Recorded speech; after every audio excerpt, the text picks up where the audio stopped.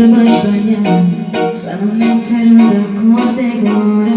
Pure vai sbagliare, sarà essere pushato vera, ma poter cagnare tutte carte che teneva in mano. Pure la verità